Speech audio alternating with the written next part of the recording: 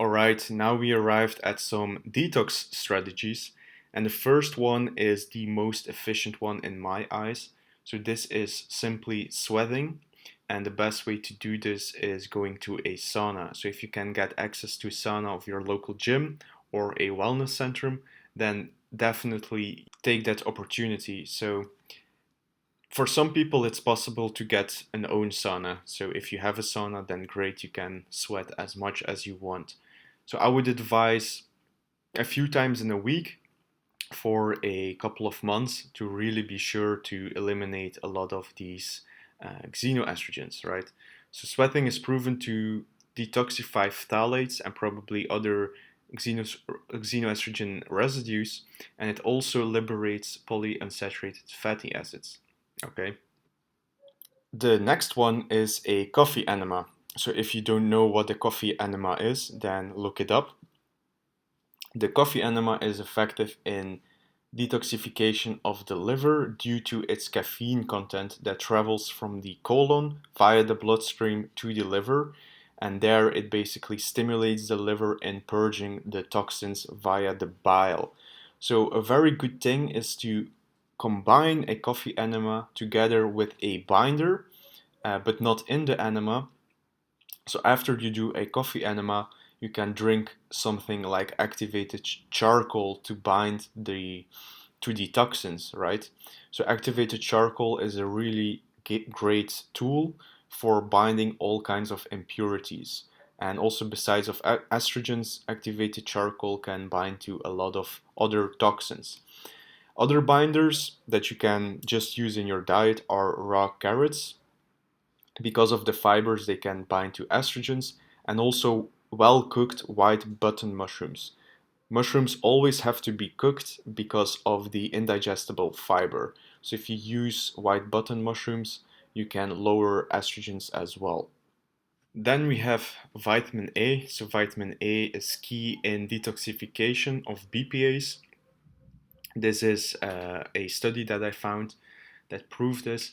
So we will go more into these vitamins and dietary applications further down the course, but it's good to mention because vitamin A is also a natural testosterone booster and it also helps in detoxification, which is great.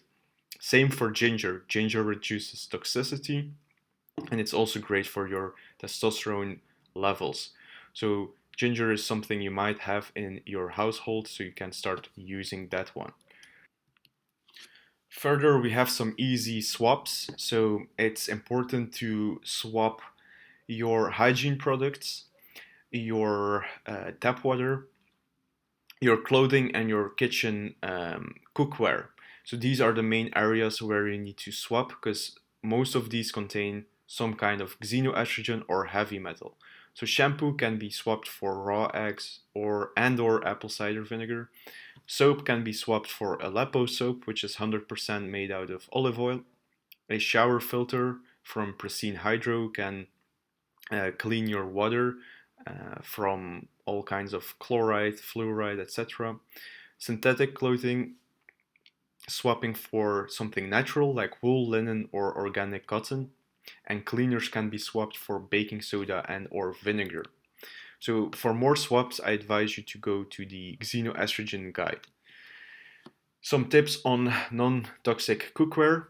Stainless steel, that's a really safe one. Just make sure it's absent of heavy metals like nickel and cadmium.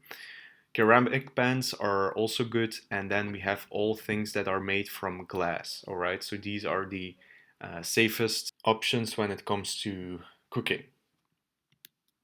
And then finally, it's important to have pure water, and we will go through what the best types of water are and what filtration systems you can use. So obviously, spring water is a great one if you can source it yourself. If you cannot source yourself spring water, you can always get glass bottled spring water. So that would be the second best option. Or get a high quality water filtration system from Pristine Hydro, definitely worth the investment. If it's too much, you can always get a distiller, and after it's distilled, you can always remineralize your water with electrolytes, with magnesium and or some salt, all right? And then finally, it's not about the water that you drink, it's also about the water that you get on your skin and on your scalp. So get a shower filter as well. And here is an example. I used a distiller for quite some years, and this is what has been left after a gallon of distillation. So on the left you have a plastic bottle water, and on the right it's just tap water. And as you can see, you see a lot of plastic residues at the bottom in the left picture, and on the right picture you see a gluey substance that is yellow and that's very kind of smelly. So we don't really know what is inside of our water when we drink it, when it comes out of a plastic or from a tap. But what we know is that it's definitely toxic and that we want to avoid that.